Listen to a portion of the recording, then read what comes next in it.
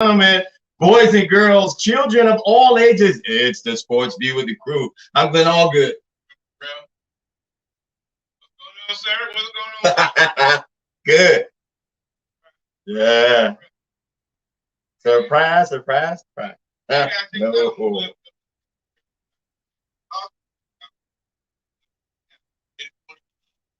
Oh, God. No. On the conversation.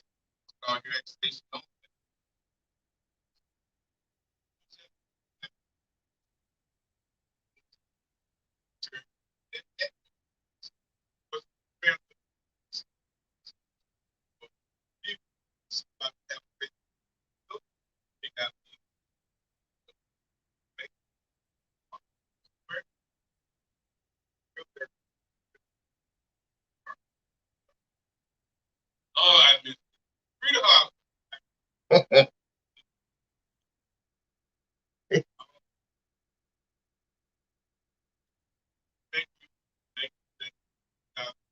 Yeah.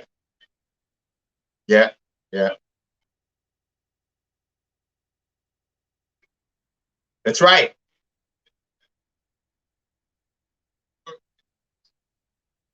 Right. Of all time.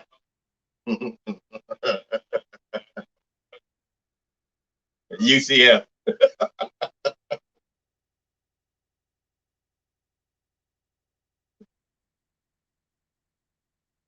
Oh.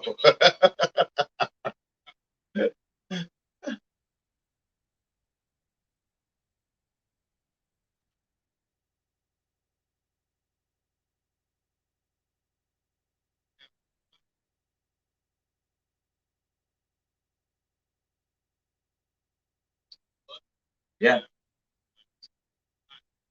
Man.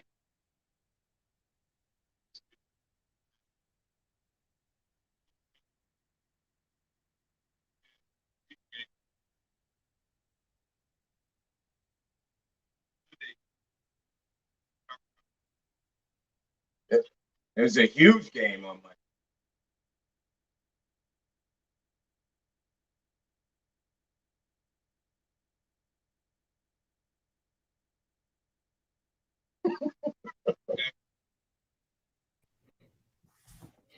I did hear that, and I did hear that you would be announcing that score for the duration of the broadcast of the year. Thank God the year ends today. No. No.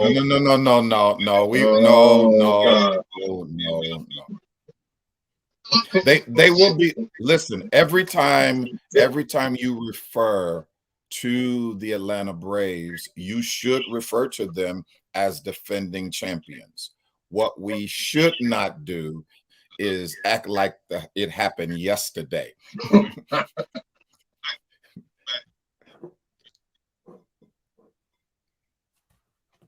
Oh no, because y'all did that thing. And you did it very, very well against the Houston Astros and the like. The cheaters. Yeah. You know, but yeah, it's kind of like baby hair for women. Let it go. Let it go. Let it go. Oh man. CP can do whatever she wants.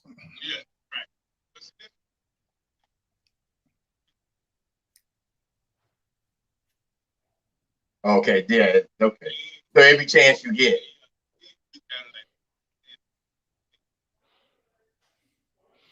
What can it be in conversation and not in broadcast?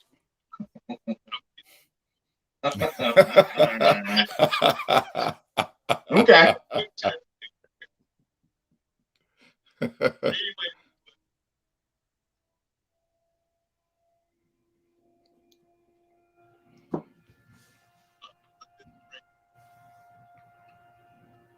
Absolutely. You've got to. Y'all made history last week. 1-7. We're 8-7.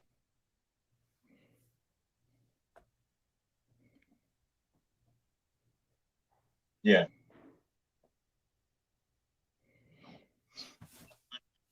Mm-hmm.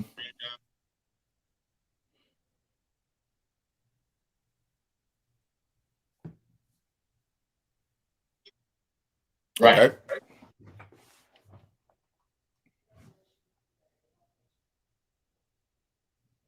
Everybody knew watch the game, all the broadcasters. It said it was 7 things ESPN saying that. I didn't get it. Yeah. I just said, Bishop, I didn't understand it. Ian Book. Mm-hmm. And yet, almost 70% of America thought that the Saints were going to beat our Dolphins on Monday night.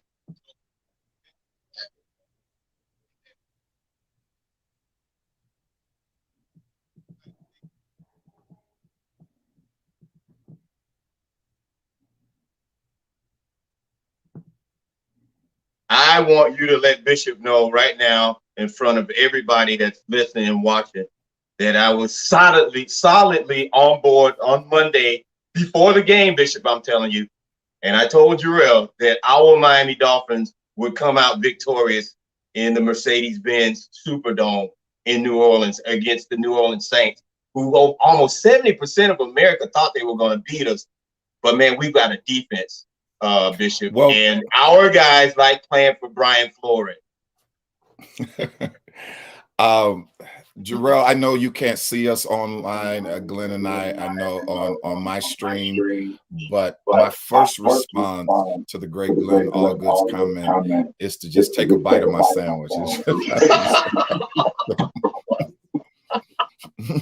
It's just take a bite of my sandwich. And first of all, I thought you would be proud of me.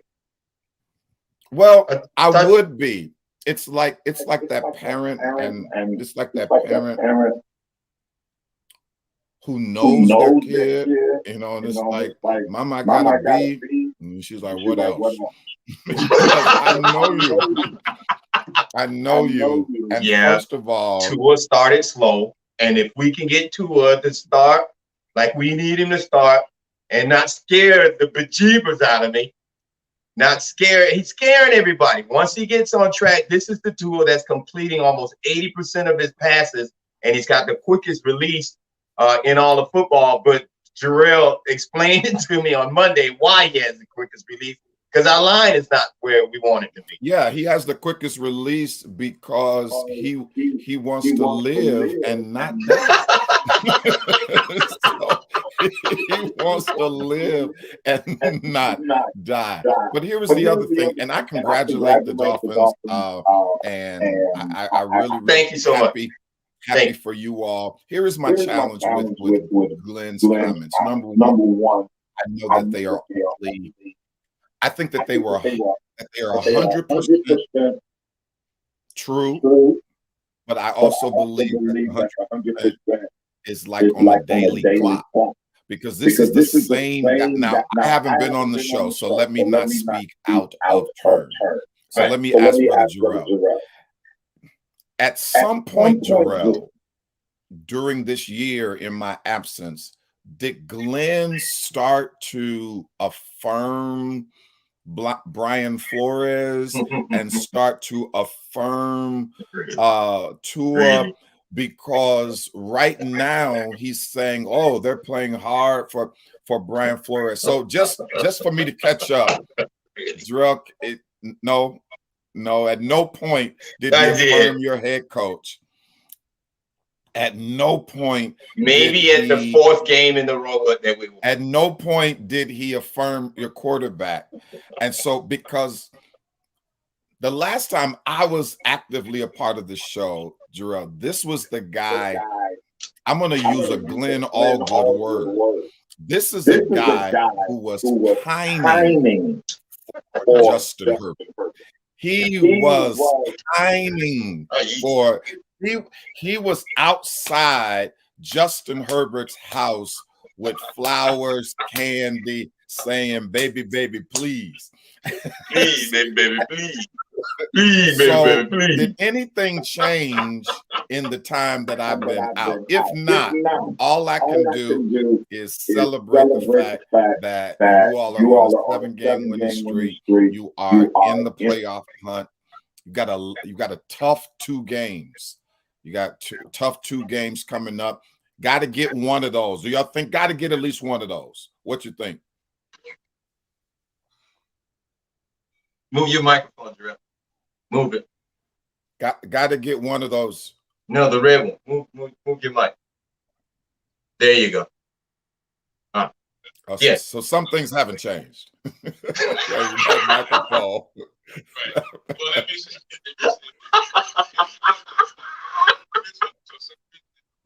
When I hook up with you, it won't. Even though I have it all the way down, it doesn't go down.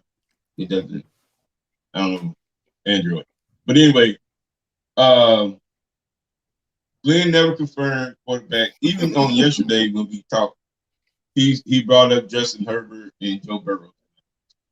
Wow. Did you see Joe Burrow? Bishop, have you seen it? Mm-hmm. Mm-hmm.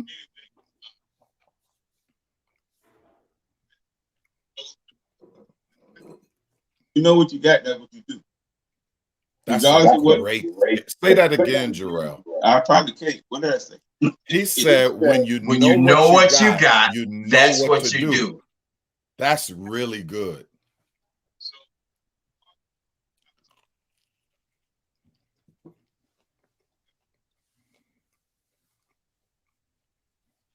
It's who we play and all the other stuff.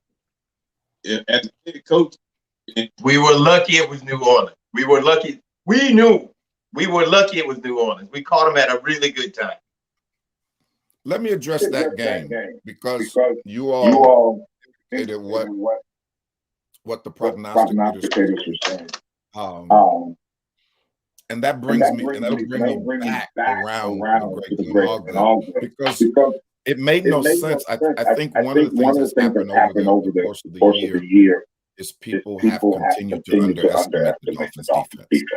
And the defense has played very, very, very well. And I think they've underestimated how can a man be leading the league with almost an 80% completion rate, and it doesn't matter that they are quick slants and that type of thing, because please understand, I as a Viking fan understand the frustration of 3-yard passes. That's what Cousins does, but we do have a line, so he doesn't have an excuse. But how can you when you're doing that, how can you just discount that? I don't care, because that means he's doing something that nobody else is doing. So how can you discount that? And then you give too much credence to, I think, the Saints defense. They're good, but they're not great. They've got a decent pass rush. Yeah. But then you are starting not only a rookie quarterback, but you're starting a rookie quarterback from Notre Dame. Now, the great Glenn Allgood was in love with Ian Book coming out of the draft. He was singing the praises. I ain't been on the show, but I don't forget. He was singing the praises. That's right, I was. That's right, I was. But when you go through the history and see the proficiency rate or the success of Notre Dame quarterbacks over the last since Joe Montana. I knew you were going to go back there. I knew you were going to go to Joe Montana. So when you start talking about Ian Book and Jimmy Clausen, and you start talking about who was the kid that went to Cleveland that lasted a year. He's an analyst now. That they thought so. Nobody should have thought well of Ian Book starting, and so nobody should have been nervous. So I don't know where the prognosticators were coming from. Yeah, so they're way off. Move your mic. Mm-hmm. Mm-hmm. And that's the thing. It's not. Joe Burrow is a solid quarterback. I'm not a solid quarterback. Joe Burrow is a very, very good quarterback. And Justin Herbert is a very, very good quarterback. But sometimes the system matters, and the situation that you've been placed in. And Tua is a different kind of quarterback. I think Glenn, because of the national championship game, thought that Tua was a gunslinger, and he's never been a gunslinger. I think you thought when he substituted for Jalen Hurts and came in slinging the ball, Tua's never been a gunslinger. He's playing in the NFL. They're going to expand the offense. They have been expanding the offense. Beautiful ball he threw on that 40-yard catch. I mean, that was a beautiful ball. Yeah, but he's not a gunslinger. Oh, he's not, and you're right. And I was, it was a misperception from his college days, because you figure he would be as successful in the pros as he was at Alabama. Why not? Why not? I disagree. It wasn't from his college days. Well, the 1 year, the year. If you look at his career,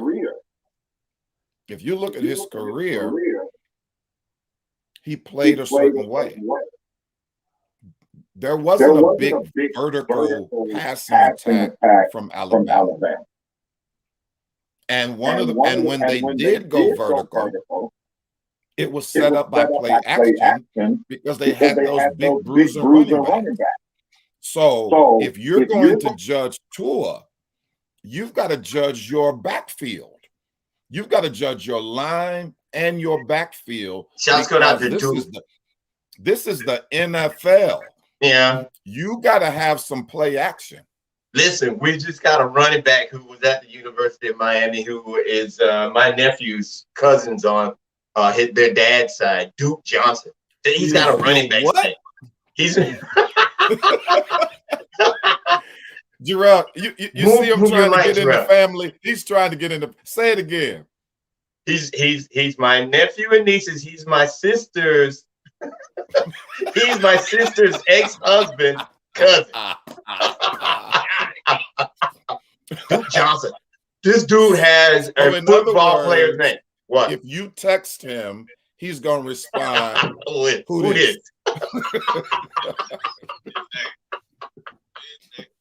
Duke.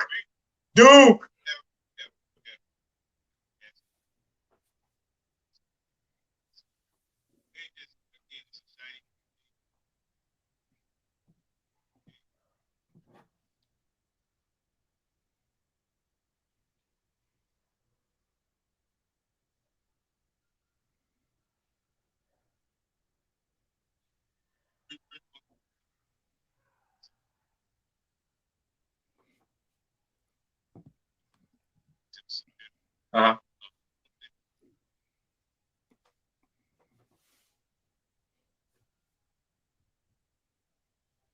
Let's call it then. Let's call it not. And I'll give you both an out. I'll give it. I know where you are as a fan. As a fan, if you ask Jarrell, are the Dolphins making it to the playoffs? He's gonna say, "Oh yeah," and only reason he's gonna say, "Oh yeah," is because he saves 55 Holy Ghost. Otherwise, he'd say something else. But call it. Dolphins in the playoffs. Yes or no? Yeah, we'll make it. Okay. Yeah, we'll get in.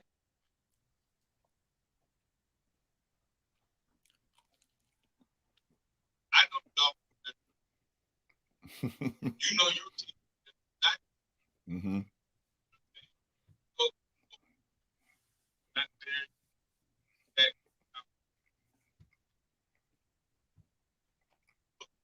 I look at what big thing is. A big Very old big. thing. One thing that we have And that mountain in the backfield is not there. Understand what I'm saying? So, and then I know technically, I have suffered 7, 8 Yeah. Bishop done something with that. Got one Pro Bowler. Wow. Who is that? X. Xavier Howard. He played with Tannehill. He knows his tendency. So come my way. Speaking of Xavier Howard, shout out to your organization for how you handled the turbulence in the earlier in the year. The beginning of the Other season, organizations would have given up on a great player and he's got to get out of here. He's a problem. Shout out to the Dolphins organization for making the right decision. Mm-hmm.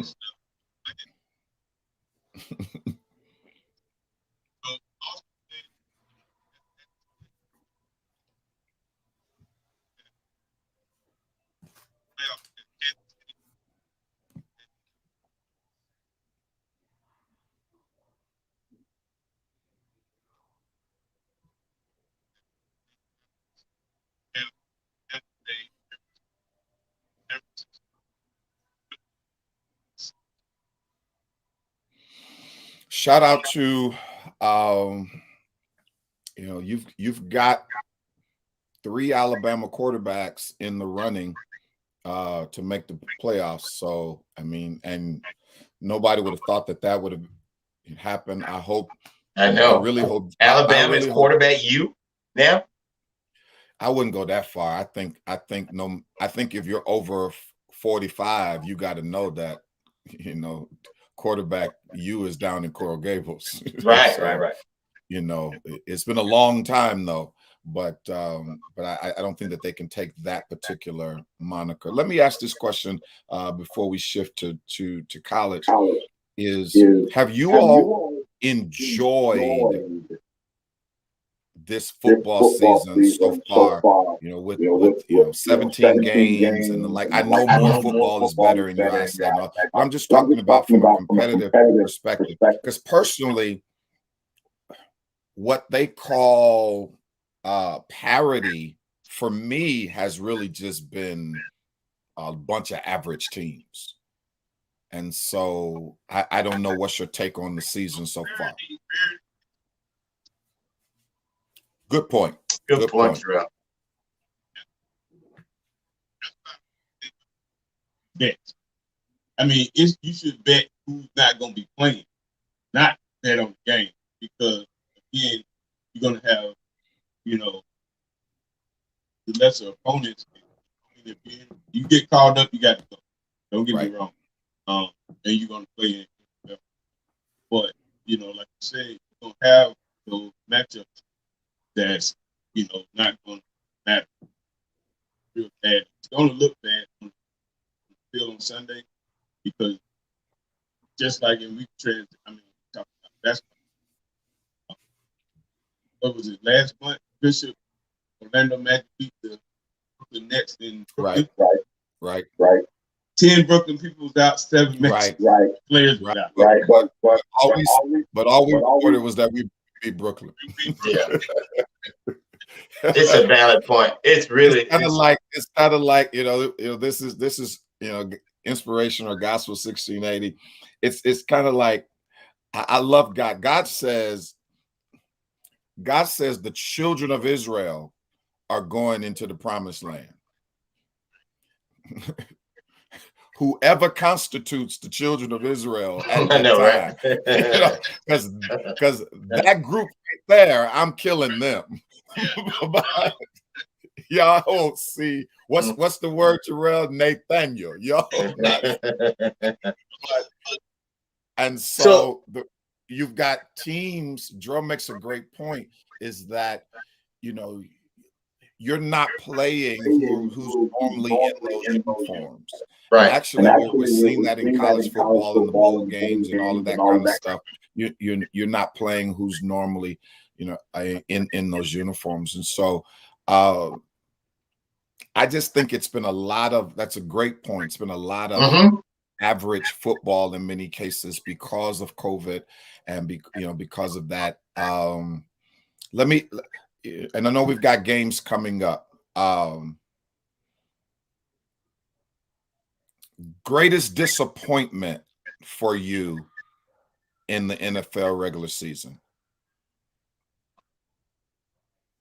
team wise.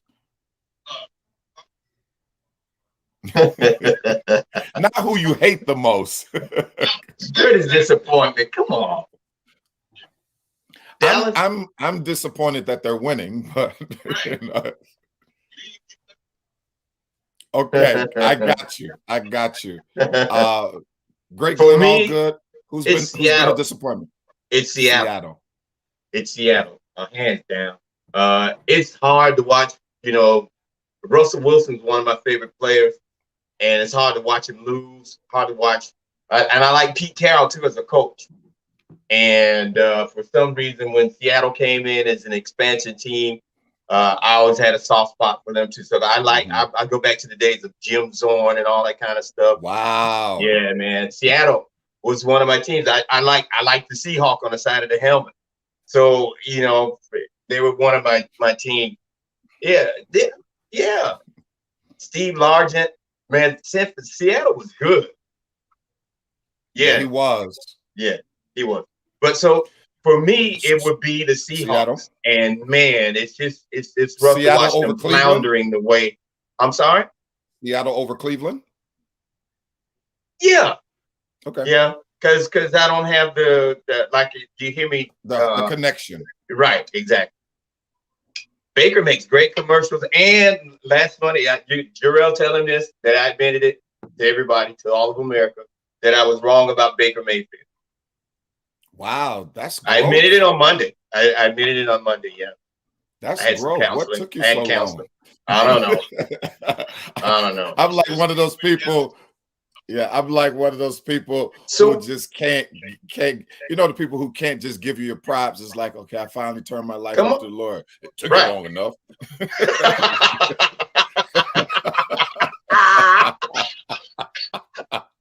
See, jokers like you that keep guys from coming to the Lord. Bishop, what was your biggest disappointment in the NFL? Disappointment for me was my Minnesota Vikings. It's been the Vikings. I expected us to have a better year. I expected us to be in the playoff hunt. That loss to the Lions blew everything. And so, yeah, for me, it's been my Minnesota Vikings. It's been. Man, I'm still going with Dallas. Mm-hmm.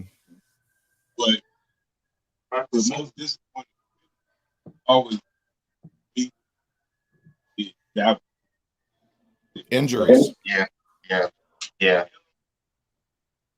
Injuries.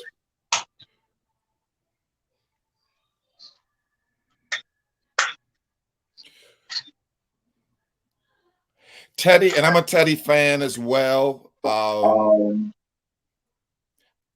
I want to borrow Jarrell's word. I think if it weren't for the injuries, Teddy would be an excellent NFL quarterback. If it weren't for the injuries, Dalvin would be a dominant. He would be dominating this league if it weren't for the injuries. When you saw him come off that shoulder injury and run for 200. That was special. Shoulder injury. That was special. Yeah. And so he's just a special. That was special. A special back. Listen, it's the Sports View with the crew. I'm BDT. We've got the great Glenn, all good, and we've got our fearless leader, Brother Jarrell. And it's time to talk a little bit about college football. We've got the college football playoffs that are coming up going down tonight. It's supposed to be. It's supposed to be watch night service. I think all of our, I think because the best game comes on tonight. I think because of Omicron or Omarion, as they say on Twitter, because of Omarion, most of our services are virtual. When we had planned them to be online, I think we would have been okay if our services had been in person. But I think since they are online, especially for those of us who decided to do early services, because like mine is at 7:30, we can forget it. We can forget it. It's college football playoff is going to murder my service tonight. It's going to murder. As a matter of fact, I'm going to be checking my phone. So it's crazy. It's good honesty, Bishop. Good honesty. Up first, we've got the Tide versus Cincinnati, and then the late game, you've got Michigan and Georgia. Let me just go out and admit up front, this is where I stopped being an analyst because, I don't want Georgia to win anything. And so I really need Michigan to upset Georgia, because I don't think the winner of the Alabama-Cincinnati game can beat Georgia. I don't think Cincinnati can beat them, and I don't think Alabama can beat them twice back to back. So I really need Michigan to upset Georgia in that game. But let's talk about the first game, Alabama, Cincinnati. You've got the first group of 5 in the college football playoff. Any upsets brewing, Great Glenn Allgood? Unfortunately not. Cincinnati coming out of, what is it, the American? All-American? The American Conference, where UCF used to be a member. It still is until they leave. Yeah, they're going to the Big 12. Cincinnati hasn't seen an Alabama. That's just it. It's unfortunately, it's Alabama's too big, too strong, too fast. They hit hard. I think Cincinnati will wind up relying on trick plays maybe to get their offense started, because they've got a real powerful offense once they can, but again, that was against lesser opponents. Alabama's got guys across the front. All of them are going first on that defense. That defense is crazy, just like Georgia.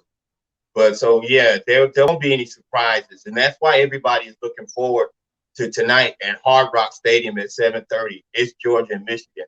That's the game. What you think, Brother Jarrell, in the first game?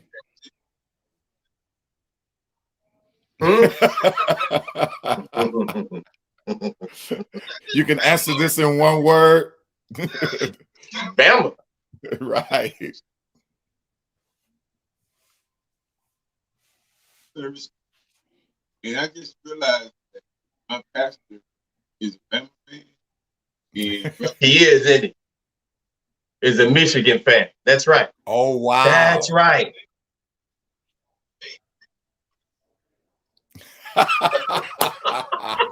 So y'all not streaming live. Are you serious right now?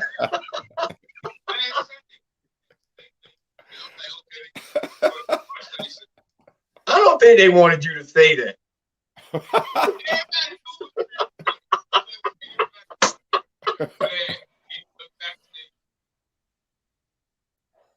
Yeah, he's a huge Bama fan. I mean, the anointing will still be fresh, but I get Jarrell's point. They were like, we will not be in church. You've got the senior pastor and the chief assistant. Right. And it's like, yeah, okay. Now that Bishop said it all makes sense. I mean, it's still gonna be fire. The Holy Ghost still gonna be there. Right. Right. But they ain't gonna be there. They won't be there. They won't. So don't look for them in the chat.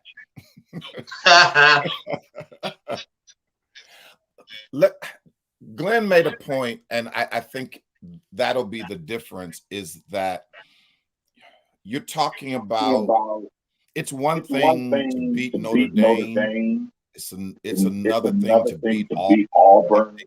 But this is what has to happen. Alabama has to have a bad game, and Cincinnati has to have the game of its life. because that's the only way this is going to happen. Now, one of the Achilles heels of Alabama is a running quarterback. That's who normally beats them, a running, throwing quarterback. This kid can run and throw, but I normally don't agree with all of Booger McFarland, because I don't know what he be on sometimes. But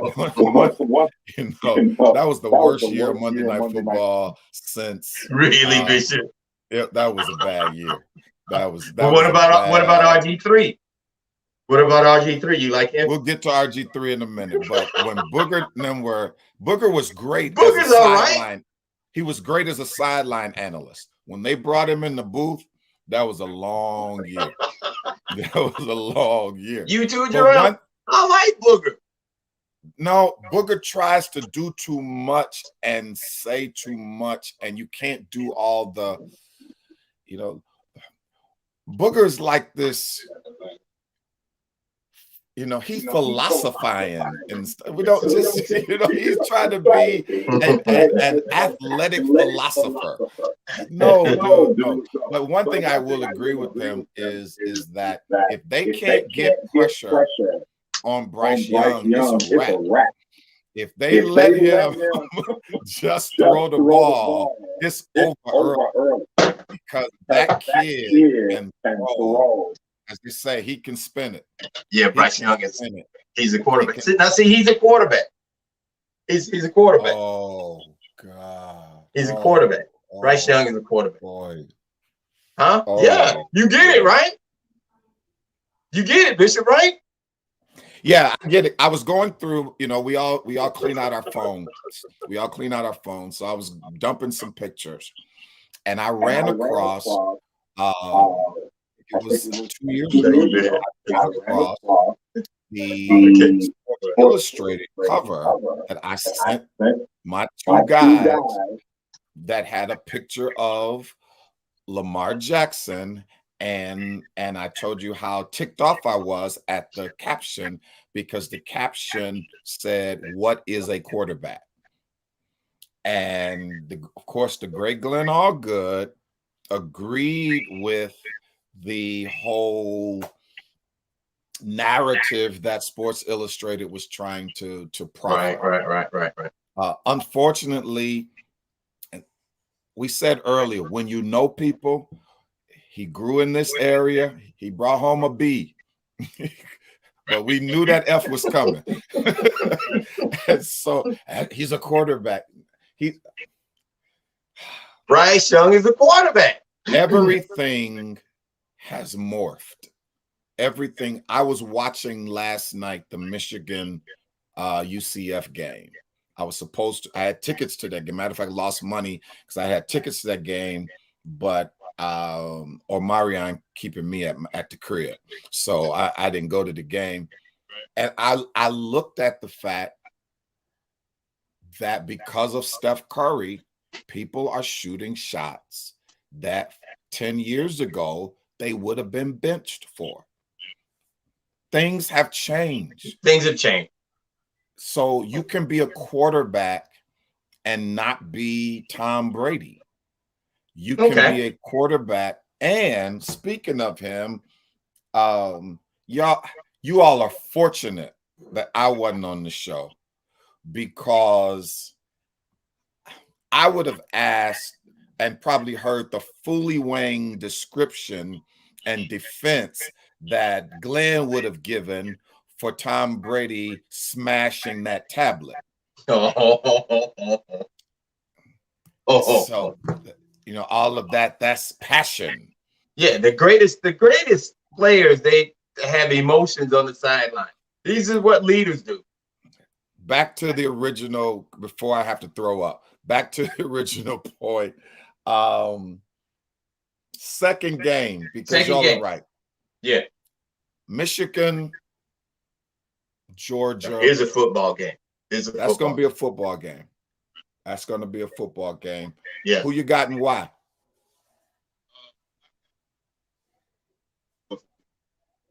Wow. Okay. Wow. Just like that. That's so concise. So That's great. That was good. That's it. That's all you want from him. That's all. Listen. Give me Georgia and a beatdown of Michigan in South Florida in Hard Rock Stadium. Kirby Smart will get the monkey off his back, so to speak, because I'm with Jarrell. Georgia usually does not show up in big games, and they laid an egg in the SEC championship. They were really foul. I don't know what team that was. That was not the Georgia that we knew that came on between the hedges and dominated. They too, everybody on that defensive front is going to the NFL. So, Georgia's going to come through. They're going to show up because you know what? They want the rematch. And you, Bishop, you already know it was a setup. It was not a setup. Yes, it was. Yes, it was. You already know it was a setup to get this rematch. Sometimes it's Georgia and Alabama in the national championship at Lucas Oil Field. Here's what I'll say about that, because I can't stand Georgia. I want them to lose everything. That's because he don't like Herschel Walker. I mean, I liked Herschel Walker when he was playing for Georgia. You don't like him now. I don't dislike him. I just dismiss him. Wow. That's good. See, I don't. Dislike is negative energy. You don't even get negative energy from me. I just dismiss you. Okay. So, Jarrell, they say your mic is not working online, but hey, Tina, here is the thing. Who you got? I've already said I want Michigan to win. Okay. I want Michigan to win. I don't know if they will, but I want Michigan to win. I will go on and say this. If Georgia, and I don't want them to win a national championship ever. I want Jesus to come without them winning another national championship. So, but if Georgia doesn't win a national championship this year, I don't think they'll do it for at least 3 to 5 years. Yeah. Even though they're in the top 2 in recruiting. Texas A&M is number 1, and Alabama and Georgia go from 1 and 2. Of course, they've got this 5-star quarterback that that they're waiting to come next year and the like. But I think this has to be their year, and that's why the Alabama game in the SEC championship was so crushing, so crucial, because they thought this is our year. Yeah, this is our year, and I believe.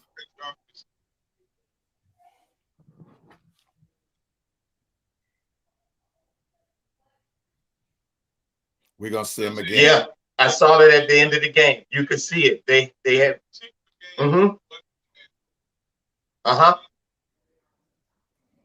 We'll see them again. Yeah, you can see it. And that's the mentality, unfortunately, that you have to. It's one of the things I can't explain to my wife. It's that there are mental letdowns in athletics. You do, and after. One of the things. Yeah. She's gonna get you. Why'd you let him pull you into that? Dude, oh man. But once they went down, you could tell that it's like, okay, we'll get y'all again. Now, it'll break the program if Alabama beats them again. Yeah. Yes, sir. It'll break that. They will never be the same. Yes. Right. Right. So you to play like that, it is tomorrow. It is because I'm with you, Bishop. Really, I really want Cincinnati and Michigan. But yeah. I think the That would be challenge good. would be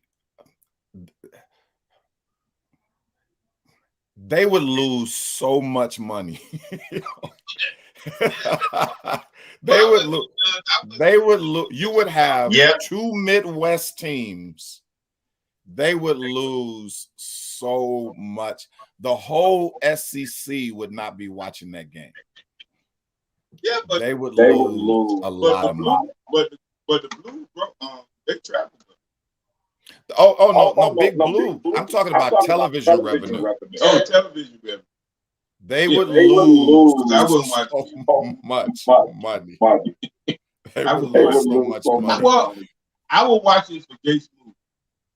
I will watch it. Okay. Reverend Smith. I hate to do this, and I know we're running out of time, and I didn't catch this before we left the NFL. So listeners, you're listening to Sports View with the Crew. I'm BDT. We got the great Glenn Allgood, got brother Jarrell, our fearless leader, and I need to double back. Jarrell's going to love this. I left the NFL too soon. I got to double back to the NFL. Yes. I left the NFL. Wow, Bishop. Wow.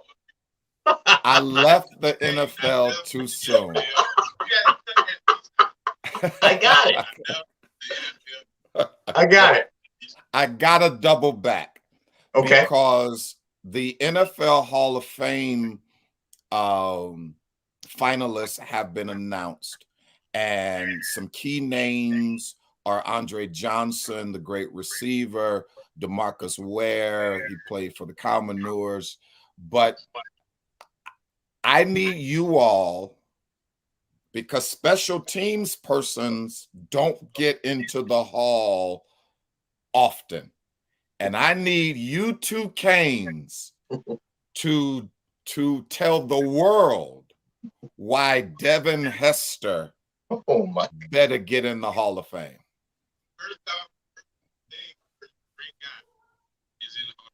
Right.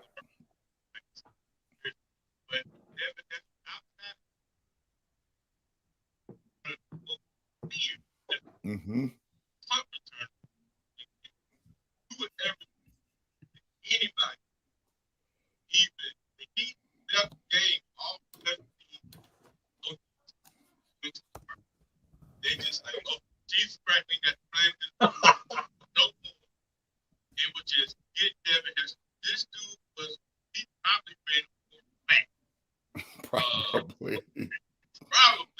But especially if he was at home in Miami with somebody chasing him.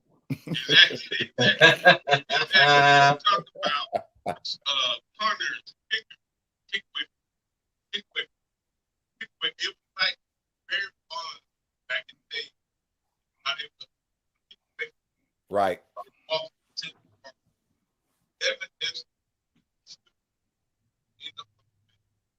Absolutely.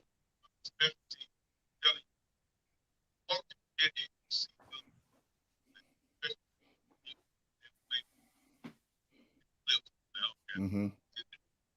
Well, Dr. Kim talks about online. She mentions that Reggie Wayne is also in this class as well. Another you. But she also makes a great point that although he was a wide receiver as well, he doesn't have Hall of Fame wide receiver credentials. But as a special teams player, Glenn, put him in. You gotta put Devin Hester in. This dude was one of the most exciting players on the football field for years. First for the University of Miami Hurricanes, and then for the Chicago Bears. And I hated the Bears. He was the only thing about the Bears that was exciting. I watched the Bears because of Devin Hester. Mm-hmm. Devin Hester, man, he was number 23. Something about that 23, bro. I used to try to get you guys to see 23 was the number of the greatest player of all time on the National Basketball Association. Michael Jeffrey Jordan, 23, is one of the number of one of the greatest punt kickoff returners of all time, Devin Hester. This dude, I don't know, 4'3", maybe 4. He was fast. He was quick feet. And even when they stacked up against him, he ran touchdowns back. Mm-hmm. This dude, they would plan for him, and he still would break one. That's my thing, that you had to game plan for him. Yes. And you had to game plan for him for over a decade. Yes. That was my thing. Kickoffs, punts, Bishop. You had to game plan for him. Mm-hmm. It's like the speed never went anywhere. Right. Mm-hmm. And so I think he's in. Put him in, Bishop. It would be great to see Hester go in right after Ed. That would be great to see. Wow. Also, wow.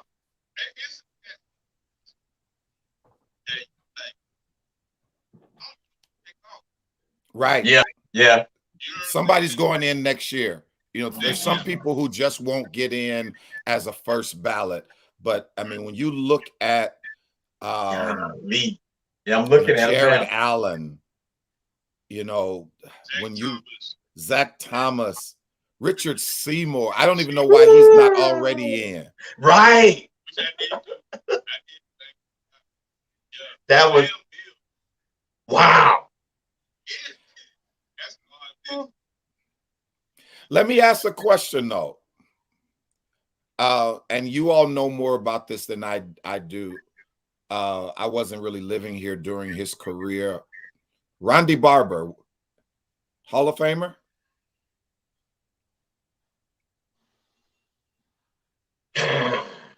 Second ballot, third ballot?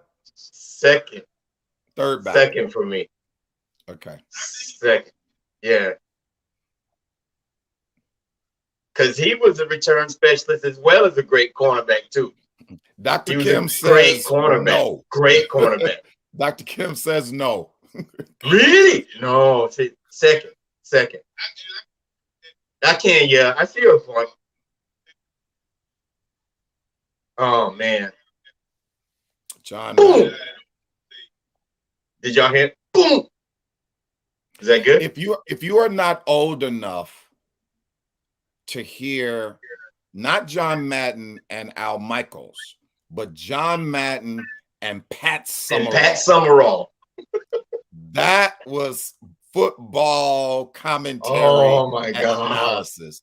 John Madden and Pat Summerall. Yeah. Tina says absolutely Ronde Barber goes in. I say third ballot. We got to get out of here. I do.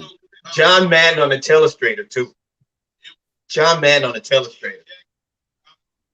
Keith Jackson, Saturday morning, giving Nelly. The Big Eight, Oklahoma, Nebraska, all of them. Yeah. And see, I'm from the Midwest. Those games used to come on at 11 o'clock a.m. So you had to make sure all your housework was done and all of that kind of thing. Yeah. I did that. And so us too. I want to end on a great note.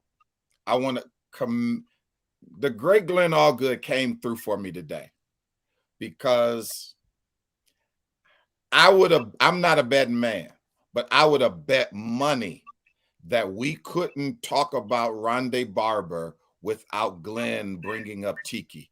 And he didn't do it. So that shows growth and maturation. On December 31st, 2021, I just want to say I'm proud of you.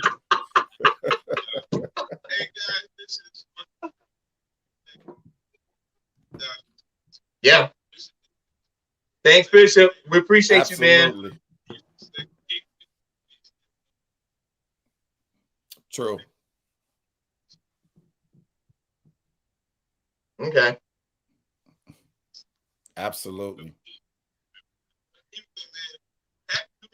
Happy New Year, everybody. Happy New Year. Happy New Year, everybody. We out. Do not. Good stuff. Good stuff.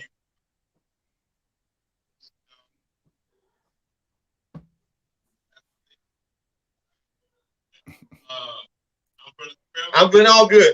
I'm BDT. Happy New Year, everybody. Happy New Year. Thanks, Bishop.